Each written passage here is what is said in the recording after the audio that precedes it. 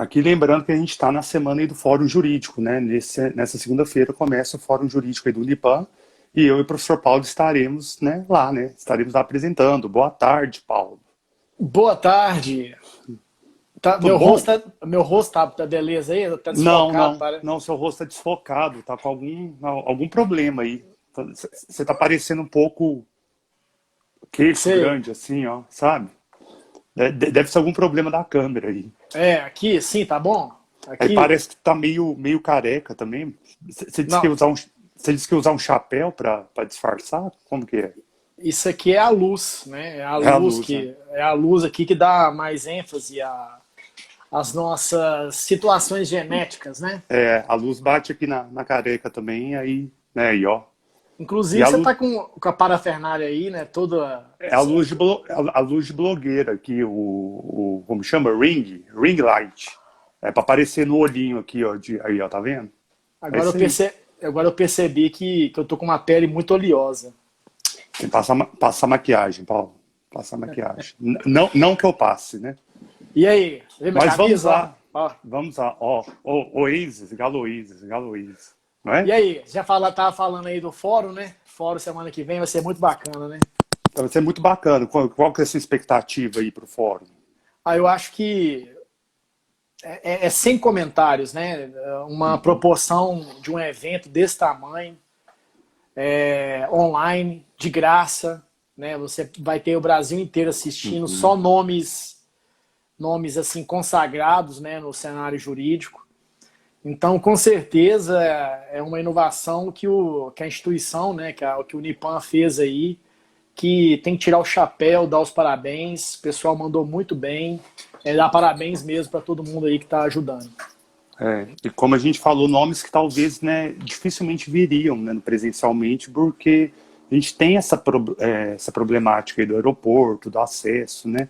Então, na hora que foi falado que é online, grandes nomes aí apareceram Olha, também.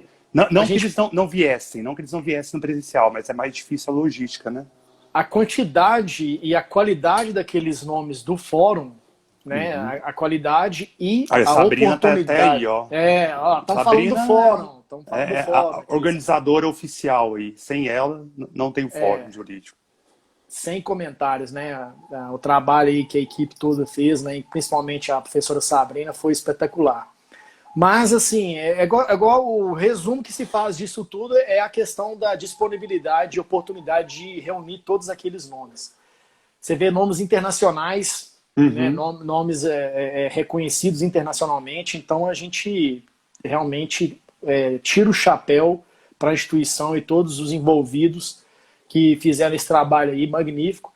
E aí, um decorrer de uma semana com palestras de manhã e à tarde, Uhum. então é sem comentários, À né, noite, Ulisses? né? De manhã e à noite, então vai ser muito, É né? isso, de manhã e à noite, isso. Vai Eu ser falei o muito quê? à tarde.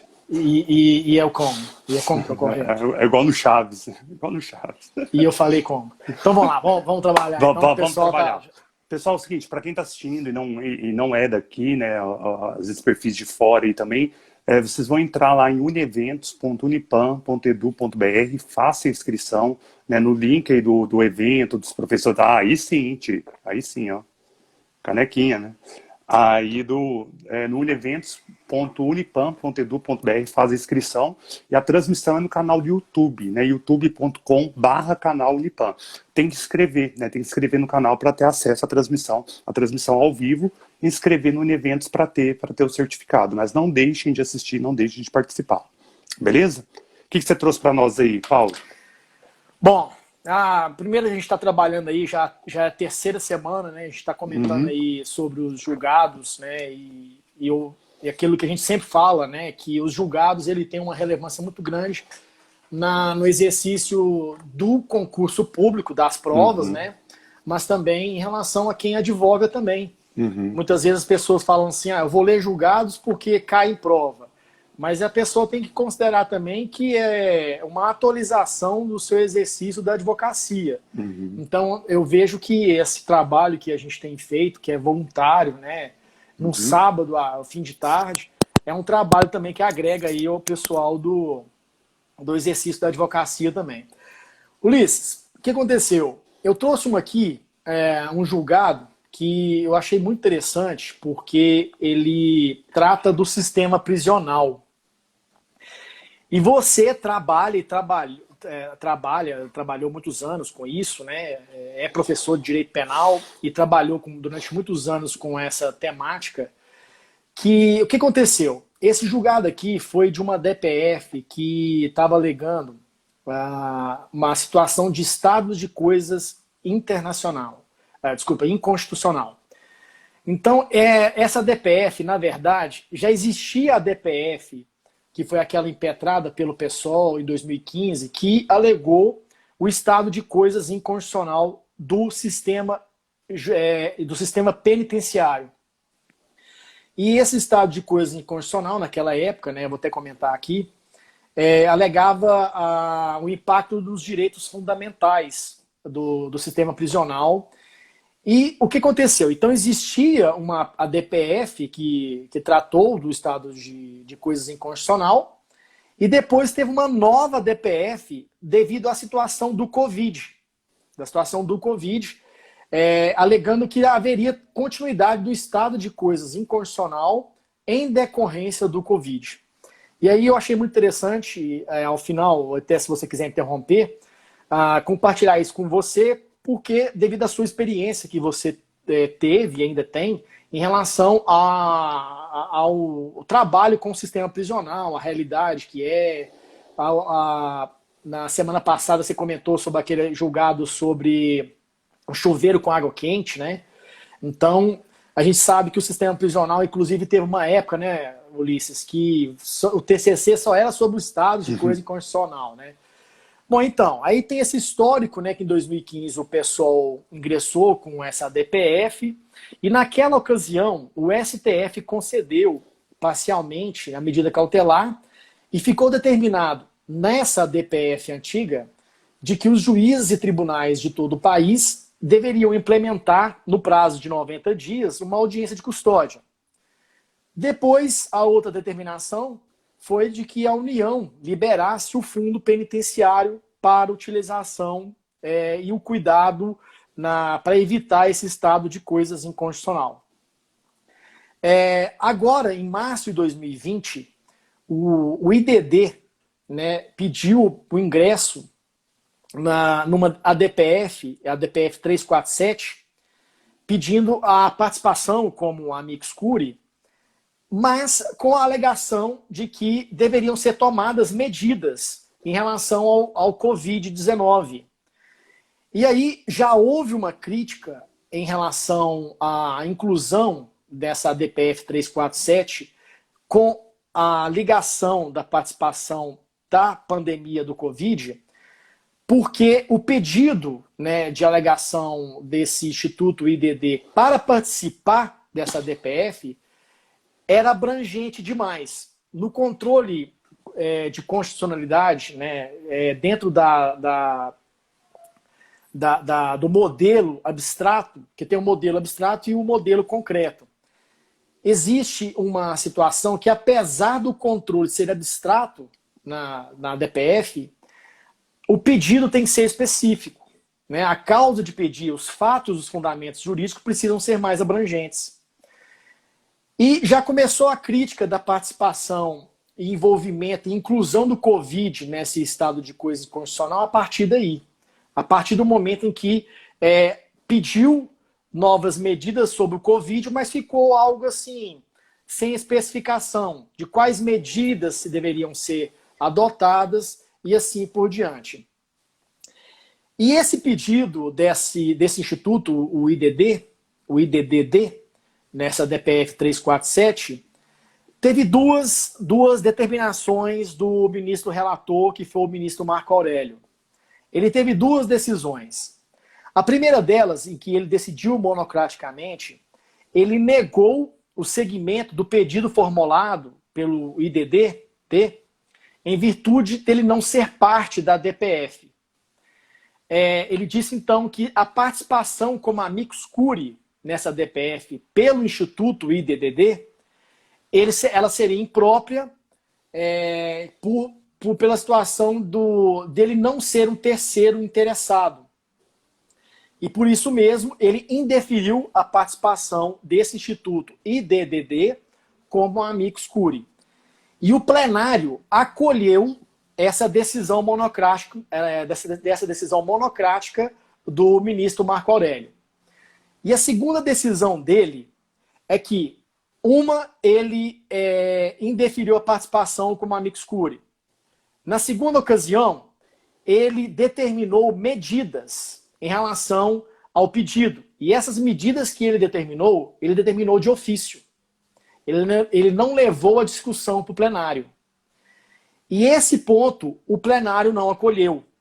Que num pedido de intervenção de medida cautelar em ADPF tem que passar para o plenário. O relator não pode pedir de ofício. Então, essas foram as duas situações que foram indeferidas pelo ministro relator, que é o Marco Aurélio. Agora, o STF determinou, tá bom, deixa o Covid aí determinar, deixa, como se diz, o pau quebrar, que cada estado vai regulamentar. Não. No STF não ficou inerte, né? Ele se pronunciou em relação a isso. Inclusive, Ulisses, no fórum vai ter um debate sobre o Covid no sistema prisional, Sim. Que é o desembargador Nelson Messias, que é o presidente ainda em exercício do Tribunal de Justiça, que ele vai tratar desse tema do Covid-19 no sistema prisional. Então, o pessoal que estiver interessado aí participar. Mas o que o STF disse? Disse que os tribunais de justiça deverão seguir a regulamentação do CNJ, porque o CNJ, na recomendação 62 de 2020, já determinou como que os tribunais deverão regulamentar a situação do Covid com relação ao sistema prisional. Então, basicamente, esse julgado do STF em relação a esse ponto foi isso, com a não aceitação com a amicus curiae do IDDD e a modulação, vamos dizer assim, do pedido, né, do ministro que agiu de ofício, determinando como que os tribunais de justiça deveriam agir. E isso não foi aceito pelo plenário. O que ficou evidente nessa situação é que o relator ele não deve agir de ofício em relação a uma medida cautelar quando proposta em medida cautelar numa DPF. Então, basicamente, foi isso que foi decidido na ementa desse julgado. Ela é muito grande, Ulisses, então depois você posta lá no site, no Instagram do Nomeação, porque eu acho que é mais fácil o pessoal acompanhar qualquer ementa. Então, basicamente foi isso. Tem que submeter a plenário. Então, ao plenário para julgar em determinação a uma medida cautelar em ADPF. O relator não pode pedir, dar sequência e determinar de ofício, como o Marco Aurélio fez. Ele determinou como que deveria ser feito. E deu uma série de situações. Diz que os sistemas prisionais deveriam fazer seleção, exames de sangue. E aí o STF, o plenário, disse que não. Ele revogou essa determinação de ofício, dizendo que a resolução 62 do CNJ já estava determinando os meios e mecanismos de tratamento do Covid. É interessante porque você falou o IDDD, né? É o Instituto de Defesa do Direito de Defesa, não é isso? Isso. Então, e não tinha pertinência, né, de participação. Defesa do consumidor, com sistema prisional. Até, salvo engano, para não incorrer em erro, alguns dos palestrantes fazem parte desse instituto, né? Alguns dos palestrantes que a gente vai ter. Você lembra qual ou não? Se eu não me engano, o Lênin Streck, pelo menos ele já falou, mas aí eu tenho que confirmar, às vezes eu estou falando bobagem aqui. Ou pelo menos ele já citou alguma coisa sobre o IDDD em algum artigo dele. Mas é interessante o estado de coisas inconstitucional, que ele vem do direito penal colombiano, né? Então, assim, o primeiro momento que surgiu isso foi na Colômbia com os mesmos argumentos, né, do sistema prisional de lá. A minha grande crítica, né, ao estado de coisas inconstitucional é aquilo que a gente já debateu em várias bancas aí de TCC, que o STF, ou o Estado brasileiro, né, ele é o responsável pelo sistema prisional, ele mesmo admite a sua falência, né, ele mesmo admite que o que ele é responsável para fazer, ele não consegue fazer e fica por isso mesmo. Até nessa declaração, de quando foi feita essa DPF, colocou-se eventuais sanções aos estados, né, os estados que não cumprirem, né, requisitos mínimos. Mas mesmo assim ficou uma decisão sem a cláusula punitiva, né, só dizendo o seguinte, olha, o sistema prisional brasileiro ele está num estado de coisas inconstitucional. Então, beleza, você vai soltar então 700 mil presos? Qual que é a medida que você vai fazer a respeito disso? Você vai soltar todo mundo, todos presos por conta do Covid, sendo que nós que estamos aqui em casa também, né, a gente não pode sair, aí o preso pode sair, entendeu? Então, assim, ele está submetido ao mesmo risco que talvez nós estejamos, né? Então, logicamente... De uma gerência estatal, né? Logicamente, o ambiente prisional ele é muito mais danoso, né? Isso não há dúvidas numa eventual pandemia, pandemia já estamos, né? Mas para poder disseminar o vírus, mas aí tem que tomar as medidas. Estão tão sujeitos quanto nós, assim, nós, quando eu falo, as pessoas que ainda têm que trabalhar, ainda têm que conviver aí na rua. Então, estou ansioso para essa palestra do presidente do tribunal para ver quais são as medidas ou soluções aí, né, ou pelo menos expectativas de soluções para esse caso. Até a Janine está comentando aqui, né, que o CNJ não... essas medidas do CNJ não estão atendidas pelos sistemas prisionais, né, e nem serão, né, Janine? Para você falar a verdade, provavelmente...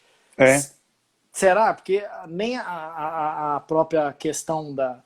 Audiência de custódia. Né? Então, já não é atendida, né? Imagina sobre essa situação do Covid. E Casamento. a Tati Camargo também aqui está comentando que o TCC dela foi sobre o estado de coisa inconstitucional. Né? Foi mesmo que eu me lembro. CNJ, o casamento homoafetivo. Você não tem a lei, você tem uma resolução do CNJ e que tem alguns cartórios que a galera tem que ficar brigando para poder ter o direito reconhecido.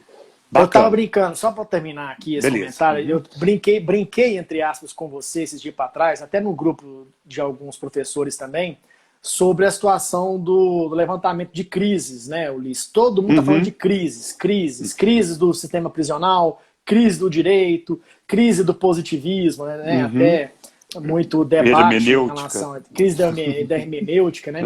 Mas então, realmente assim, a gente fica falando muito de crise, mas a gente tem que começar a pensar em soluções, né? Isso aí que é o grande dilema em relação a isso tudo. Mas vamos lá, passa o seu julgado aí, senão a gente fica até amanhã aqui.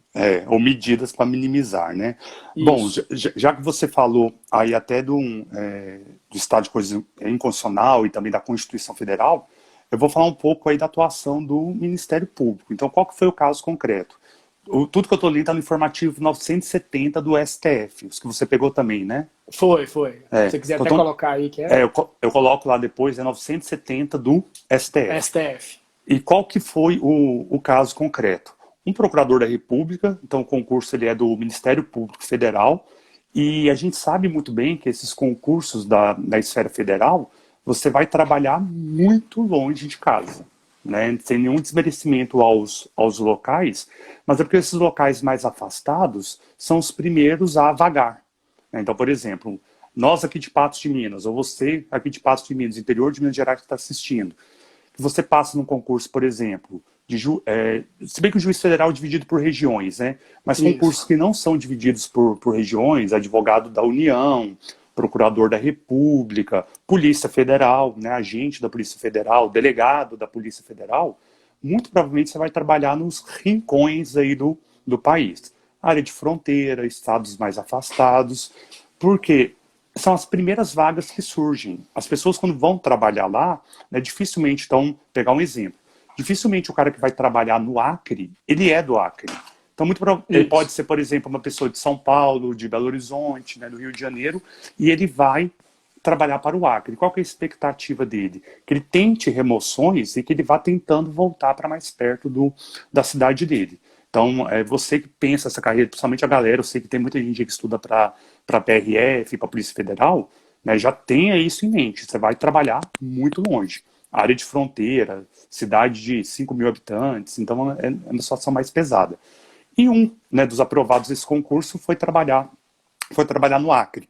Conheci vários procuradores da República que trabalharam lá e eles falaram para mim, né, inclusive colegas do mestrado, etc. Eles falaram para mim, Ulisses, a expectativa é que eu consiga voltar para perto da minha cidade. Por exemplo, um amigo meu que é do Rio Grande do Sul e foi trabalhar no Acre, falou, a expectativa é de no mínimo 10 anos. Os concursos de remoção para ele poder tentar voltar, e progressão na carreira, né, para ele tentar voltar. Então, um procurador da República específico estava trabalhando no Acre e recebendo o polêmico, né, auxílio moradia. Recebeu auxílio moradia por uma determinação existente. Só que aí o PGR, né, o Procurador-Geral da República, limitou o recebimento do auxílio moradia por 2 anos. Por 2 anos, mediante uma portaria. Esse Procurador da República, então, né, não o PGR, restringiu. Né, o Procurador da República, ele restringiu por 2 anos? Restringiu por 2 anos. Aí o que acontece? O artigo 227, inciso 8 da Constituição Federal, artigo 227, inciso 8 da lei orgânica, né, da Lei Complementar 75 de 1993, autoriza que a ato do PGR estipule o prazo de duração para o recebimento do auxílio moradia, estando essa limitação temporal em harmonia com o regime do subsídio, em parcela única, previsto no artigo 39, parágrafo 4º, e no artigo 128, aí sim, parágrafo 5º, inciso 1, a linha C da Constituição Federal. Então, qual que era o questionamento? Faz jus ao auxílio moradia? Faz. A galera começou a questionar, mas o cara é procurador da República, o cara é juiz federal, já ganha seus 20, 30 mil por mês e ainda precisa de auxílio moradia? Na verdade, auxílio moradia é para compensar despesas, né, despesas que o servidor tem, principalmente porque está mudando de cidade. Então ele sai da sua vida, né, normal, né, da cotidiana. sua vida, né, como a gente fala, da sua esfera aí de comodidade, e vai ter que caçar lugar para morar.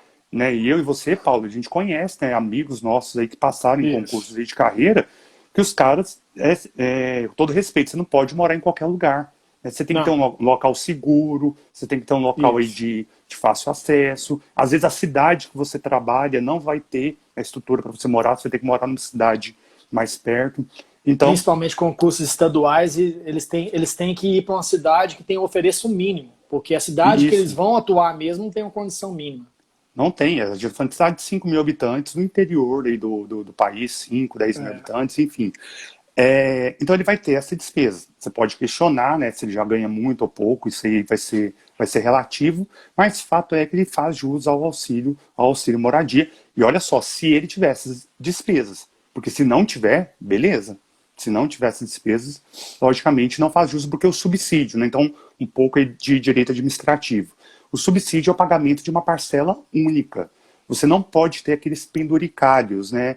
Então, adicional disso, né, indenização por aquilo.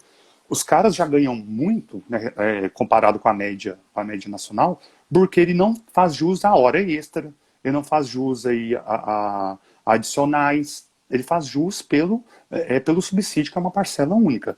Mas o auxílio moradia, ele teria um caráter indenizatório. E todos tinham direito por 2 anos, né, segundo essa determinação do PGR. Então, esse servidor entrou com o mandado de segurança questionando que não poderia ser mediante portaria. Não poderia ser mediante portaria, que estaria violando a cláusula legal, estaria violando o princípio da legalidade, que deveria ser determinado por lei e não por ato específico do PGR. O que o STF decidiu? O STF decidiu que o PGR pode colocar essa limitação temporal, porque ela já está prevista na lei orgânica do Ministério Público. Ela já está prevista na Lei Complementar 75 de 1993. Ela já tem essa previsão que ele pode amoldar no caso concreto e, a depender do caso, né, limitar o pagamento desse auxílio moradia. Que uma vez que você não violou o princípio da legalidade, você ainda atenderia ao princípio da razoabilidade. Porque se o cara fica ganhando auxílio moradia para o resto da vida, aí aquilo incorpora ao subsídio. Então você não vai falar que é uma parcela eventual, você não vai colocar que é uma despesa eventual. Se passa, por exemplo, de 2 anos, aquilo tem uma natureza permanente, que aí sim viola o pagamento por subsídio, né, Paulo? É verdade. Ele teve uma época aí que o pessoal estava comentando muito da queda dele, né? A tendência, Uhum. sim, seria uma regulamentação mais rígida, né? É o que espera aí um cenário futuro aí. Porque ele é muito batido nesse ponto, o pessoal questiona muito isso. Assim como existe o questionamento sobre foro de prerrogativa de função. O Isso. pessoal questiona muito isso. Os tempos são outros, né? Então, acho que como os tempos, as pessoas, o cidadão tem questionado mais isso. Não que vá acabar, mas que vá criar mais regras rigorosas. Então, eu imagino que seja nesse sentido que vai acontecer. Perfeito. Que Bora para mais? mais um? Bom, a questão agora foi de um pedido de uma juíza que teve uma pena de censura determinado pelo Tribunal de Justiça dela, Uhum. ela entrou com recurso histórico em cima disso. Ela havia praticado uma conduta grave e o que acontece? Houve uma redefinição da pena, da sanção que ela sofreu pelo CNJ. Então ela entrou com mandado de segurança, eu vou contar mais ou menos a história para vocês aqui. O que aconteceu? Antes de explicar como que foi o fato, eu quero fazer uma lembrança aqui de alguns conceitos. Olha só, primeiro que o CNJ, apesar dele ser um órgão do judiciário, o CNJ não exerce jurisdição. O CNJ não tem a mesma prerrogativa do que tem o Tribunal Superior de Justiça, o Superior Tribunal Federal, o TST, que exercem jurisdição. E isso cai direto em prova. Às vezes vai fazendo um posicionamento de que o CNJ entrou de um pedido diferenciado em relação ao que foi determinado por um juiz. Então, o CNJ ele não exerce jurisdição. Eu vou falar até mais daqui a pouco o que é o exercício dele. Até a própria questão da emenda 45, que criou o CNJ, foi muito debatida, né? Porque hoje mesmo estava dando uma aula de constitucional sobre isso, o pessoal questionando sobre o papel do CNJ, no início porque os juízes entenderam que seria limitado o poder. Então, normalmente, um magistrado não gosta que mexe nas esferas, né, de prerrogativas dele. Isso é normal, no sentido de quando você tem uma possibilidade de atingir as prerrogativas dele, né? Mas, enfim, o STF disse que o CNJ é constitucional, que ele exerce uma função de controle da atuação administrativa, financeira e disciplinar. Ele não exerce jurisdição, porém, ele tem um controle na parte administrativa, financeira e disciplinar. E é justamente sob o controle disciplinar que esse julgado que eu vou trazer aqui hoje se refere. O que aconteceu? Teve uma interceptação telefônica em que foi detectada a participação de uma juíza estadual em organização criminosa. Teve uma interceptação telefônica e nessa interceptação telefônica verificou-se que uma juíza fazia parte indiretamente de uma organização criminosa. Houve um procedimento disciplinar aberto para essa juíza e o tribunal determinou a sanção de censura para ela. É importante destacar aqui, Ulisses, que a lei orgânica da magistratura ela permite a censura como sanção. Lá no artigo 44 da Lei Orgânica da Magistratura diz que a pena de censura será aplicada ao magistrado em caso de reiterada negligência do cumprimento dos deveres, que o Tribunal de Justiça, no caso dessa juíza, entendeu que ela caberia. Entretanto, o Ministério Público desse mesmo estado entendeu que a pena de censura seria branda demais para ela, porque ela fazia parte de uma organização criminosa. e eles entraram com recurso em relação a essa sanção. E foi requerido pelo Ministério Público uma revisão dessa sanção dada pelo Tribunal de Justiça, mediante a gravidade que a postura da juíza teve em relação ao crime cometido. E o CNJ fez a revisão dessa juíza e retirou a pena de censura e deu uma pena mais grave. Deram a pena para ela de disponibilidade, ela ficar disponível o cargo, né? Ela teria que ficar um tempo sem atuação, com vencimentos proporcionais, que é mais grave que a censura. Uhum. Logicamente, a juíza não aceitou esse julgado, né? Não aceitou essa revisão disciplinar do CNJ e ela impetrou um mandado de segurança junto ao ato do CNJ sobre essa revisão que ela fez, alegando que o Ministério Público não era parte legítima para requerer essa revisão, de que os pressupostos da revisão não estariam presentes, né? E assim por diante. O STF não concordou com o recurso apresentado pela juíza, alegando que no regimento interno do CNJ, lá no artigo 83, inciso 1º, existe sim a possibilidade de revisão dos julgados e que o Ministério Público poderia ser sim um legitimado. Porque no artigo 82 da resolução do regimento interno do CNJ permite a qualquer interessado solicitar a revisão dos julgados referentes a processos disciplinares. Então, o STF não aceitou esse recurso proferido pela magistrada.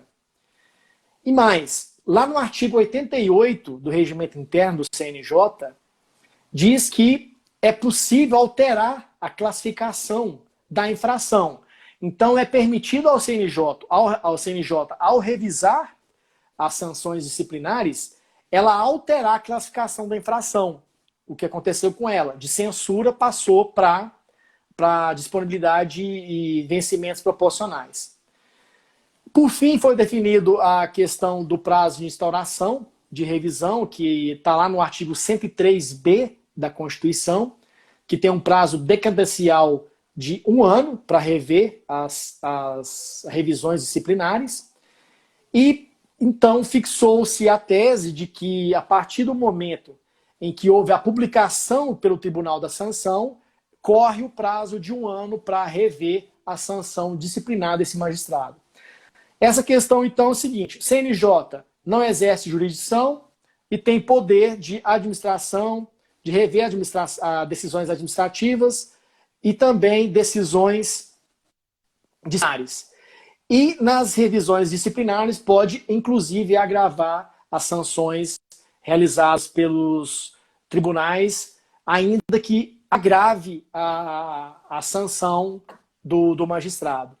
Esse é um dos julgados e o último julgado que eu trouxe aqui hoje.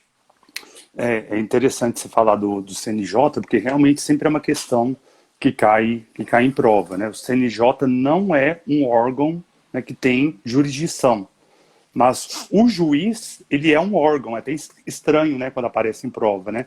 O juiz é um órgão, né, o magistrado, né, ele é um órgão que exerce jurisdição aí, e o CNJ não, mas ele tem esse controle de autonomia, e essa autonomia financeira e orçamentária, né?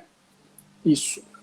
Beleza. Meu último julgado também, né, porque a gente tem o horário aí, se a live cai, né, é de processo penal, né, inclusive sobre o Tribunal do Júri. Então imagina a situação. Aí já agradecendo, né, todos os nossos alunos que estão assistindo, né, ex-alunos também, que são craques aí no Tribunal do Júri, né, eles já sabem muito bem como que funciona. E mesmo aqueles que estão nos períodos iniciais vão conseguir compreender essa situação, porque não vão ter questões aí de ordem técnica processual, mas até para você entender como que ocorre na prática. O acusado, né, o réu lá no Tribunal do Júri, então quem fala primeiro é a acusação. Então o Ministério Público gastou 1h30, certo? Gastou 1h30 para falar o seu tempo aí de acusação para pedir absolvição do réu. Então, vou repetir, o Ministério Público gastou 1h30, a acusação gastou 1h30 para pedir absolvição do réu.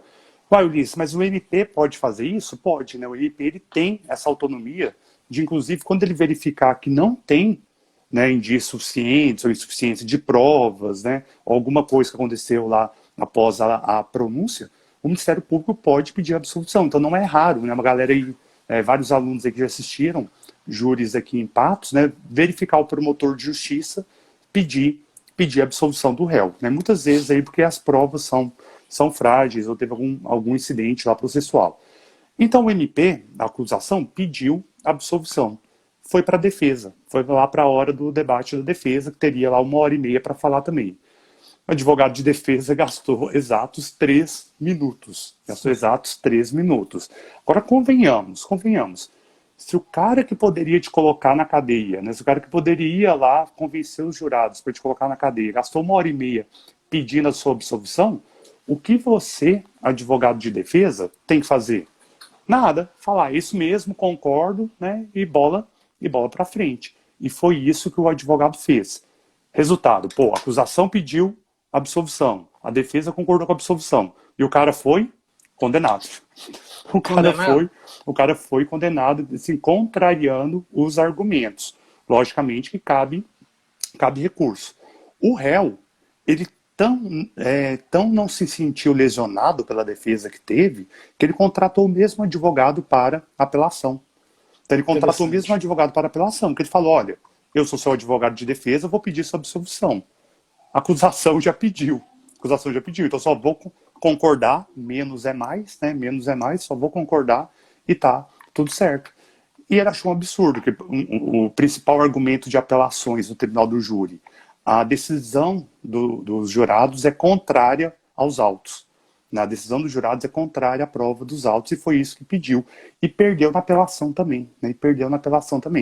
E aí, no caso, aí esse réu acabou contratando, né, na verdade, o advogado ele desistiu, e o réu foi assistido pela Defensoria Pública, até chegar aí tanto no STJ quanto no STF. E o que a Defensoria Pública alegou? Que houve deficiência da defesa. A Defensoria Pública alegou que houve deficiência da defesa desde lá do julgamento do Tribunal do Júri, alegando o seguinte: como que um advogado de defesa gasta 3 minutos no Tribunal do Júri? Então, houve até ausência da defesa nas palavras da Defensoria Pública. Pois é, mas qual que é o entendimento tanto do STJ em vários julgados, e agora foi sedimentado pelo STF também, porque já apareceu demais em prova. A ausência de defesa gera nulidade, sem dúvida. A ausência, a falta de defesa gera nulidade, e não há dúvidas quanto isso no direito penal. Agora, se a defesa foi deficiente, essa nulidade ela é relativa. Se a defesa foi deficiente, a nulidade é relativa, porque você vai ter que comprovar. Qual que foi o prejuízo causado. Vamos imaginar alguns cenários. Se o advogado vai lá e fala 30 segundos no tribunal do júri e o réu é absolvido, tem algum problema? Teve algum prejuízo? Lógico que não. Que não. Nesse caso, como ele foi condenado, falaram que a defesa foi insuficiente. E que o STF repete o que o STJ já falava em súmulas aí famosas, né? Já está fundamentado na 523 do STF, súmula 523 do STF. Vai falar: a ausência de defesa gera nulidade, mas a sua deficiência, a nulidade é relativa. Vai ter que analisar no caso concreto, tem que comprovar, se teve algum prejuízo. E olha só, chegou no STF e o cara continua condenado. E foi alegado que não houve suficiência da defesa. Porque apesar do advogado de defesa ter falado 3 minutos, o MP pediu absolvição. Então não haveria mais o que ele falar. E inclusive até o STF fala. Havia até uma pena, né? Aí de provavelmente a defesa falar mais do que devia e ainda poder prejudicar o réu. Estou fazendo um parênteses aí que o Dr. Brian, né, acabou de entrar, que é um dos maiores advogados aí do Tribunal do Júri na nossa cidade. E ele sabe muito bem o que eu estou falando. Porque é um dos grandes, né? Advogados de defesa que a gente tem na nossa cidade. Então é isso, né? O veredito dos jurados é soberano, Então, por mais que seja contrário aí aos autos, a galera acabou recorrendo, mas entendeu-se que não, e que não houve, prejuízo. Tanto o STJ quanto o STF afirmam que não houve nulidade e mantiveram a condenação. É isso, Paulo. Acho que travou aí. Voltou. Muito interessante. Não, travou. Teve uma ligação aqui. Agora próxima vez eu tenho que deixar inativa aqui a ligação. Acontece, então, eu boto no modo avião e ligo o Wi-Fi. Isso, desculpa mais uma vez, Ulisses, pela minha falha. Mas então, eu gosto muito, né? Já é a segunda vez que a gente traz julgado sobre o Tribunal do Júri, né, Ulisses? Esse é o segundo julgado que a gente traz sobre o Tribunal do Júri. Muito bacana. Isso aí, gostei demais. Tão interessante que não houve prejuízo e nem o réu se sentiu prejudicado pela defesa, que ele permaneceu com o advogado para apelação. Porque eles fazem até referência a um julgado que teve, até sendo informativo do STJ de um tempo atrás, que aí realmente a defesa gastou 11 minutos para poder defender o seu cliente. Durante 11 minutos. E aí o cara foi condenado. Né? Usou 11 minutos, o MP tinha pedido a condenação, o Ministério Público tinha pedido a condenação, a defesa gastou 11 minutos, então revelou que a defesa foi insuficiente. E nesse caso ele foi condenado. Aí o STJ colocou essa nulidade relativa. Pô, a defesa de 1h30 ela vai gastar 11 minutos, tá errado. Né? Tá errado. Então, de alguma forma, tanto o advogado, né, punido, etc., e o júri anulado. Agora, nesse caso, ele gastou 3 minutos, sendo que o MP já tinha pedido absolvição. Quer dizer, que mais você vai falar, né? Que mais você vai falar? Doutor Brian, obrigado pelas considerações. Valeu, Brian. Isso aí, Ulisses. Mais uma missão cumprida hoje, né? Também acho. É isso mesmo, 4, né? 4 informativos, 4 julgados 4 aí. posições. Aí, semana que vem, a gente traz mais novidades aí. E convidar mais uma vez, né, Ulisses, para todo mundo aí, todos os profissionais, a participarem do Fórum Jurídico, qualidade desse Fórum Jurídico aí, nós falamos no início, imperdível, que todos aí participem dessa grande oportunidade que a instituição, que é a Unipan, traz aí para todo mundo, né, Ulisses? Beleza, aguardamos todo mundo lá, repetindo, uneventos.unipan.edu.br e o canal do YouTube, youtube.com/canal Unipan. Então, de manhã e à noite, palestras com os grandes nomes do direito nacional. Beleza. É isso, Paulo? Beleza. Obrigadão, saudade de você, viu? Obrigado a todo mundo que participou aí, viu? Obrigado a todo mundo, os queridos alunos aí de sempre. Valeu, até mais. Até mais, tchau.